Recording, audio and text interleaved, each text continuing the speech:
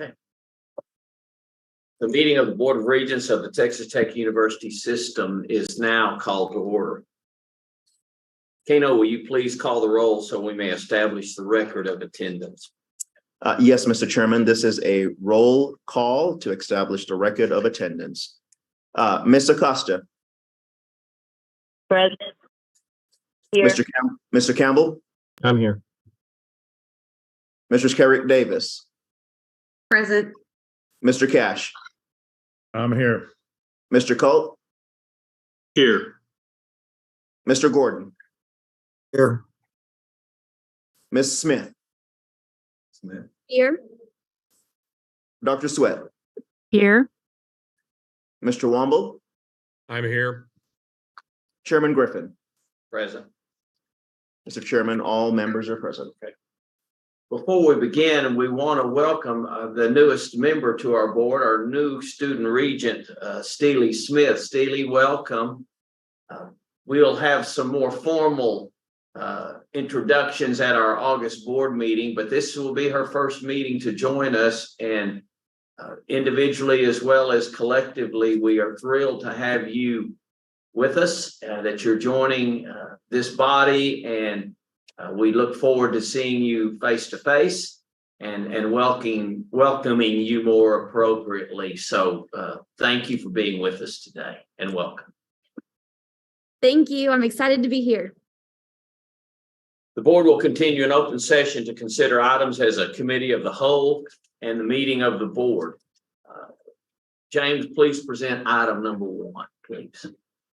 Thank you, Chairman. Item 1 is a request for the board to delegate authority to my position as Vice Chancellor and Chief Financial Officer to review and approve mandatory non-academic fees related to the fall 2023 and spring 2024 semesters. What the parameters that we're using on here, so that you're not writing me a blank check, is that we will not approve any fees that result in a cost increase to the student that exceeds HEPI, Higher Education Price Index, which is currently stated at 3.1%. And so this will only be applicable to academic year 2023. This is not something that the board would have to retire or take away from me at future times. This is strictly limited to the current semester. And just for examples, some people have asked questions as far as, just give us some estimates or ideas of what kind of fees we're talking about. Samples that cross the institutions that have talked about increasing their fees. Some of the commonalities are university center fee, student union fee, athletics fee. Those are just to name a few. The projected impact to a student based on a 15-hour semester for one of the institutions is $66.50 increase in their semester cost. And another one that we've looked at would be about $87 increase for the semester.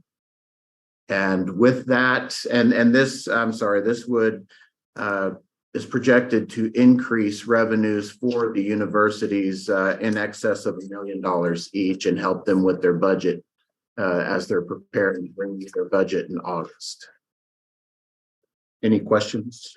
The institutions that are impacted, James? Yes, sir. Right now we're looking at, we're looking at Angelo State and Midwestern State University, the Regents. And historically speaking, when was the last time any fee adjustments of this nature were made at those two campuses? You know what? I forgot to look that part up, but it had to have been November of 2019. Right. That's what I was thinking. Sorry. So 2.5 years at the very least. Yes. Okay.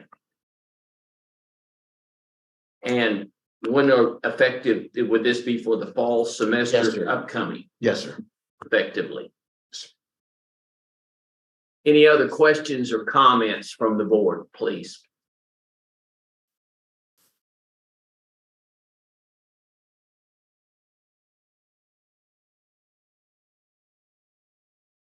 And I'm assuming this is in consultation with the presidents and CFOs at the respective institutions. Yes, sir. We've had an interactive conversation with each of these institutions, and this is what they're recommending to increase. Yes, sir. Any further questions or comments? Hearing James, none, then, oh, excuse me, anybody?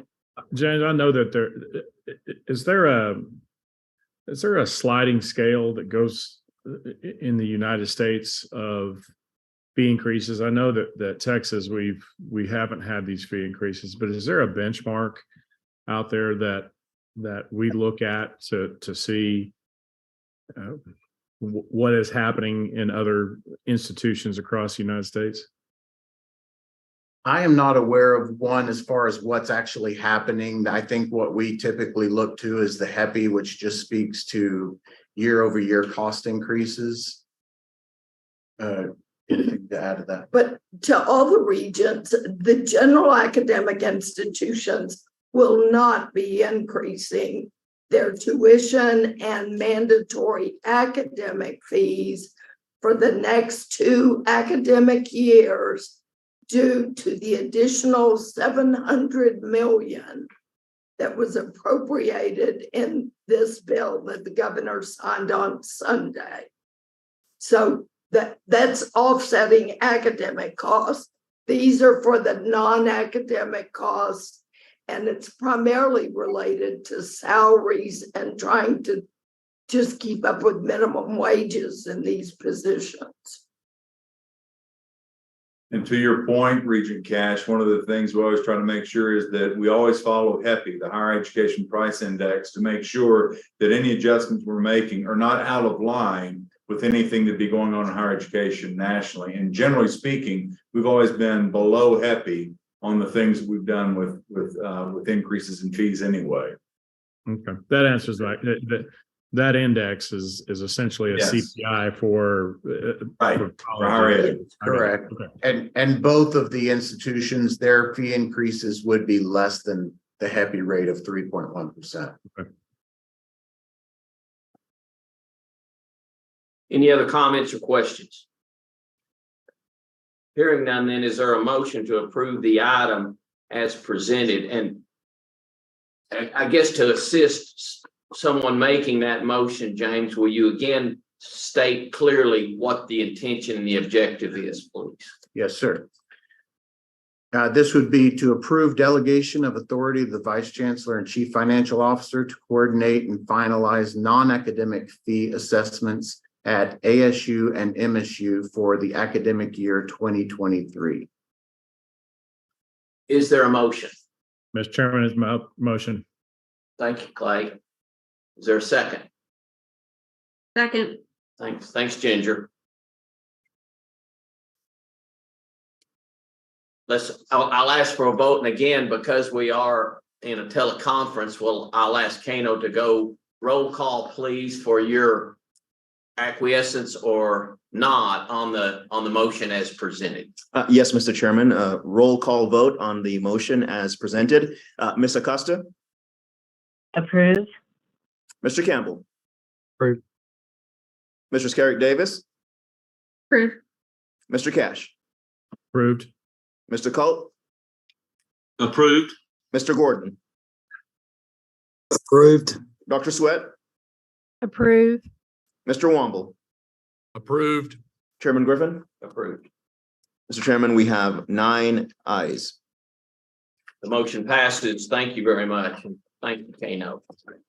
The board will now convene an executive session as authorized by sections 551.071 through 0.074 and 0.076 of the Texas Government Code. We'll pause for a moment to allow those non-participants to exit the room.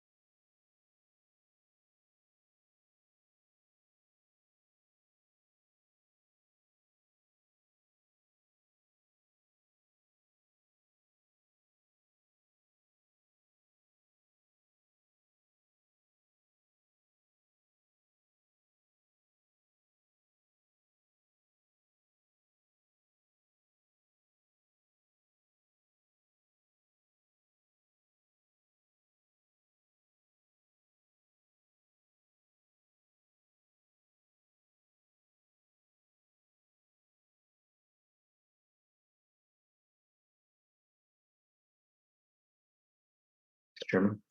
The board will now convene into open session. We will now consider items as discussed in executive session. Regent Carrick Davis, please present any motions regarding the items discussed in executive session. You're on mute, Regent. Sorry about that. Mr. Chairman, I have three motions for consideration. Part one, I move that the Board of Regents, based upon the recommendation of the Chancellor, select and hereby announce Dr. Stacy Haney as the sole finalist for President and Chief Executive Officer of Midwestern State University. Number two, I also move that the Board of Regents authorize Chancellor Mitchell to take the final action to appoint Dr. Stacy Haney to be president after the required 21-day notice period has passed. And number three, I further move that the Board of Regents also authorize the Chancellor to approve the salary of and execute an employment contract with Dr. Stacy Haney, and to make a determination that the contract is in the best interest of the institution, with all of these delegations of authority to be under the terms and conditions set forth in executive session. I'll ask the board, is there a second to this motion? So moved. Thank you. Hannah, please take us through a roll call vote on the motion, please. Yes, Mr. Chairman, this is a roll call vote on the motion as presented. Ms. Acosta. Approve. Mr. Campbell. Approve. Mrs. Carrick Davis. Approve. Mr. Cash. Approved. Mr. Culp. Approved. Mr. Gordon. Approved. Dr. Sweat. Approved. Mr. Womble. Approved. Chairman Griffin. Approved. Mr. Chairman, there are 9 ayes. Thank you. The motion passes. Thank you, Regent Carrick Davis, again for that motion. Our last order of business today is announcements. We are excited and proud of the announcement of our sole candidate for president of Midwestern State University, Dr. Stacy Haney, on your selection as the sole finalist for the position of president of MSU. Of course, none of this would have been possible without the work from our MSU Presidential Search Committee. That committee has worked diligently over the past several months in reviewing and screening applications, setting up interviews, and making tough decisions. All of that hard work has come to fruition today. I would like to personally thank Regents Carrick Davis, Pat Gordon, and Shelley Sweat for their efforts in leading our MSU Texas Presidential Search Committee. Thank you also to all the members of the MSU Texas Presidential Search Committee, which included representatives of MSU Texas, the Wichita Falls community, and the Texas Tech University system.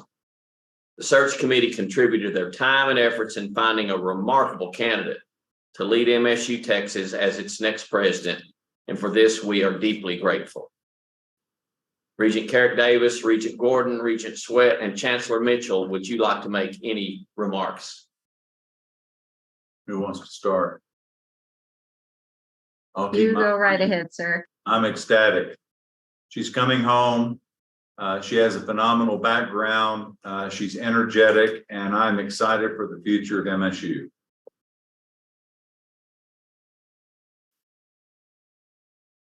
Yep, I agree. You know, she was born just down the road from Wichita Falls and got 2 degrees from MSU. And she has a passion for Wichita Falls, for MSU. And I'm really excited to see where she takes us in our next centennial. So thanks everybody for to the committee for all of your hard work, and looking forward to the future.